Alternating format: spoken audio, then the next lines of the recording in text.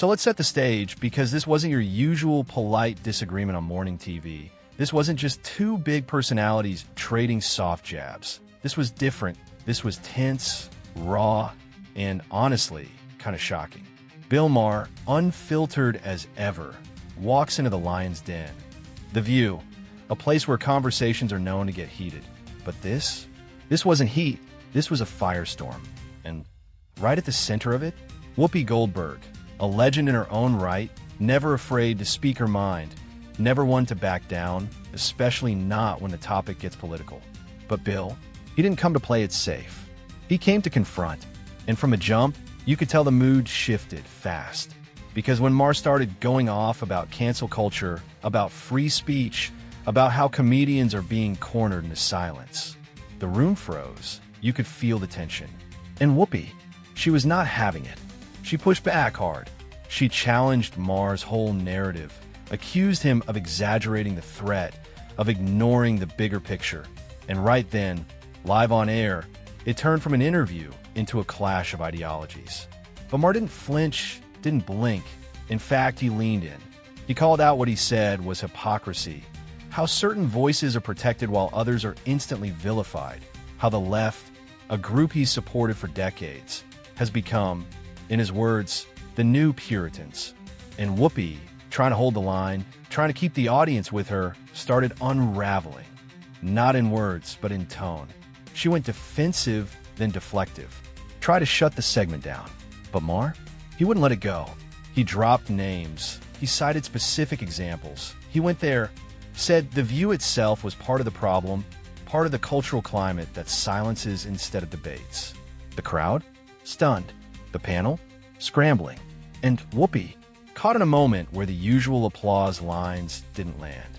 Because whether you agree with Maher or not, he brought receipts, and he brought energy. And for a brief moment, live and unedited, it felt like the curtain dropped. No safe scripts, no talking points, just two powerhouse voices refusing to yield. That moment went viral instantly, clips all over X, TikTok, YouTube, everyone weighing in. And now the question's hanging in the air. Did Bill Maher just expose the cracks in the View's carefully curated image? Or was this just another case of a loud voice drowning out a necessary one? Either way, the moment happened, and no one who watched it will forget it anytime soon. So here's what happened next, because if you thought the drama ended when the cameras cut to commercial, you've got another thing coming. Because this wasn't just a segment that faded into daytime TV history.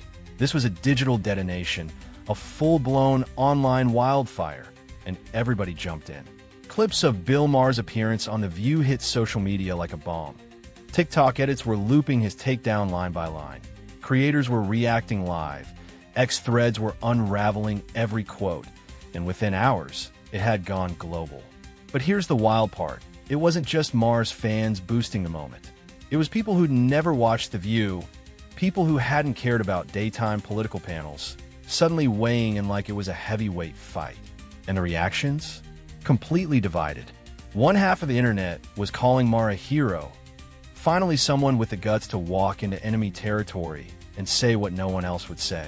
The other half, calling it disrespectful, egotistical, and ambush disguised as dialogue. But through it all, Whoopi Goldberg, radio silence. For hours, she said nothing, which for Whoopi is rare.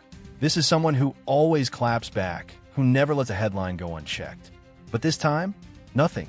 Because here's the truth. That segment exposed more than just a disagreement between two public figures. It exposed something deeper, something cultural. A crack in the conversation around what you're allowed to say, who's allowed to say it, and where the line actually is in 2025. And for The View, a show built on chemistry, unity, and shared views, this was bad optics. Backstage sources began leaking that producers were shaken, that the energy shifted the second Maher walked off set, that Whoopi didn't want to finish the next segment. And even her co-hosts, Joy Behar, Sarah Haynes, Sunny Hostin, all caught off guard, all unsure of how to play it next. Because Maher wasn't just attacking a position, he was attacking their platform. And now the headlines were spinning. Maher exposes The View's hypocrisy. Whoopi stunned into silence. Comedian versus culture. Who won? And meanwhile, Maher, he leaned into it harder. Posted the clip on his own channels, called it one of the most revealing interviews I've done, and doubled down on the points, saying that silence, not speech, is the real danger. Now here's where it gets complicated. Because Maher's not just some outsider hurling rocks at a glass house. He's been in that house, helped build parts of it. He's supported progressive causes for decades. He's donated, he's rallied, he's marched. But he's also been loudly critical of the extreme left, of ideological overreach, of what he calls fake wokeness. And that's what made the moment sting, because you weren't watching a battle between opposites. You were watching fracture from within. That's why it went so viral. That's why it stuck. And that's why Whoopi's silence spoke louder than any of her usual fire. Eventually, she did address it, but not directly. She joked around it in the next episode, saying, well, some people like to stir the pot. I just like to eat from it. But the vibe was different, the laugh track forced, the panel quieter than usual. Because even they knew something changed. This wasn't just a gotcha moment or a clippable argument. It was a shift in tone, a wake-up call, a signal that even on the safest stages, confrontation can still break through the polish. And love him or hate him, Bill Maher broke something open. He came in swinging, and when he left, the room didn't recover, not fully. So what happens next? Do shows like The View start avoiding voices like his? Do they pivot harder into their own echo chambers? Or, and this is the question that really matters, do they start making space for real, uncomfortable conversations again? Because that's what audiences want. Not another rehearsed panel. Not another scripted laugh line.